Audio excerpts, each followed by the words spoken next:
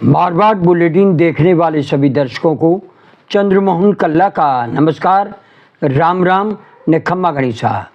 आज के समाचारों में जोधपुर में अनीता हत्याकांड में आखिरकार सरकार हनुमान बेनीवाल के आगे झुक गई। बीती रात 3 बजे धरना स्थल पर पुलिस कमिश्नर चौधरी और ओसिया विधायक भैराराम सियोल और सूरसागर विधायक देवेंद्र जोशी पहुंचे। लंबी मंत्रणा हुई लेकिन बात नहीं बनी। ये तय किया गया कि सोमवार को दोपहर सर्किट हाउस में वापस बातचीत होगी और दोपहर का समय शायद अनीता हत्याकांड के लिए हनुमान बेनीवाल ही नहीं, उसके पति मनमोहन, उसके परिवार, जाट समाज और सर्व समाज जो अनीता हत्याकांड को लेकर के धरने पर पिछले 20 दिन से बैठा था, उसकी जीत हुई। कारण था सबसे बड़ी मांग, यह हत्याकांड अब सीबीआई को सौंपा जा रहा है। इसकी घोषणा सरकार की ओर से विधायक भैराराम सियोल ने की है। वहीं इस मामले को लेकर के डीसीपी को हटा दिया गया है और जयपुर भेज दिया गया है।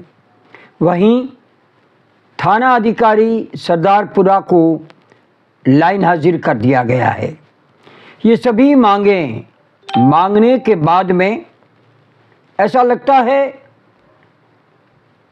जो मांगे हनुमान बेनीवाल ने कल जोधपुर पहुंचते ही रखी थी, वे सरकार ने पूरी कर दी और साथ में हनुमान बेनीवाल ने ये घोषणा कर दी कि पुलिस, कानून व्यवस्था और मापदंडों को देख करके आज ही अनीता की अंत्येष्टि करते। साथ में हनुमान बेनीवाल ने ये भी कहा है कि सीबीआई की जांच में सफ़ेद पोश जो छिपे हुए आरोपी हैं वो बाहर आएंगे और सलाखों के पीछे होंगे। और उन्होंने साथ में ये भी कहा, कुछ अरसे पहले भवरी हत्याकांड को लेकर के कहा जा रहा था कि ये सबसे बड़ा हत्याकांड है, लेकिन अनीता की जघन्य हत्या में लिप्त लोग भी भवरी हत्याकांड से बड़ा हत्याकांड कर बैठे और इसमें जब जांच खुलेगी, जांच की परतें खुलेगी तो मान करके चलिए कई राजनेता और कई बड़े लोग नप जाएंगे। आपको ये भी बता दें कि आज जो बातचीत हुई उसके बाद में लोगों में और विशेष तौर से अनीता के पति में बहुत बड़ा संतोष पाया गया। उन्होंने मीडिया को बताया कि हाँ, हमारे पास में पहले भी भैराराम सियोल विधायक जी आए थे लेकिन बात बनी नहीं थी। बात तो हनुमान बेनीवाल के आने के बाद बनी है।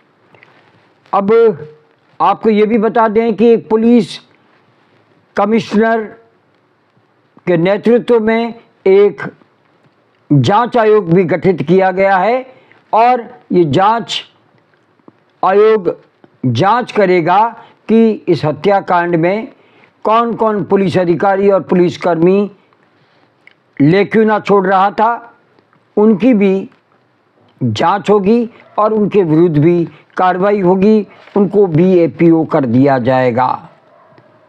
मेरे ख्याल से या मारवाड़ बुलेटिन की ओर से मैं ये बताना चाहता हूँ कि आखिरकार 20 दिन बाद पुलिस आज मुंबई में एक सोने के जेवरात बनाने वाले व्यक्ति को और एक अन्य को पकड़ करके लाई है और इस मामले को लेकर के पुलिस को पहले से ही कुछ चीज़ें पता है या नहीं है, लेकिन हनुमान बेनीवाल की बात माने तो इस हत्याकांड में केवल 2 लोग ही शामिल नहीं हैं।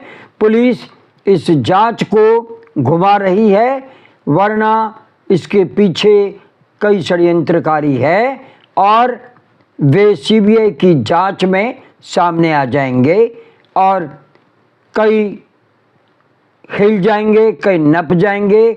ऐसे शब्दों का प्रयोग हनुमान बेनीवाल ने छाती ठोक करके किया है, यानी उन्हें कुछ न कुछ तो क्लू मिला है जो पुलिस को बताया गया था, लेकिन पुलिस इस पर कार्रवाई नहीं कर रही थी।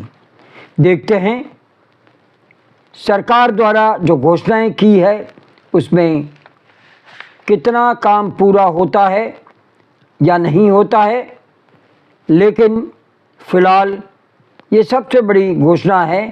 20 दिन बाद में धरना समाप्त कर दिया गया है और अनीता के शव को मोक्ष मिलेगा 20 दिन बाद। जघन्य हत्याकांड था, टुकड़े करके शरीर को फ्रीज में रख देना, इससे बड़ा जघन्य अपराध राजस्थान में नहीं हुआ।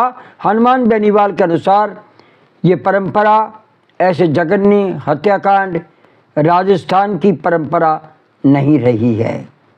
देखते हैं सरकार के इन दावों के बीच में एक घोषणा और हुई है कि अनीता के परिवार जन से एक लड़के को संविदा पर नौकरी दी जाएगी।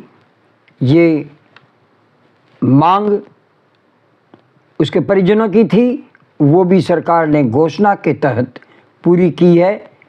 अब इनके आदेश अगर नहीं आते हैं तो हनुमान बेनीवाल ने साथ में ये भी कहा है कि अगर सरकार ये मांगे पूरी करने की घोषणा ही करती है तो फिर वे वापस जोधपुर आएंगे और न्याय दिलाएंगे। साथ में उन्होंने ये भी कहा राजस्थान में कहीं भी अन्याय हो रहा है तो सबसे पहले हनुमान बेनीवाल जाकर के लोगों को बचाएगा, उनकी सुरक्षा करेगा और सरकार से लड़ेगा भी।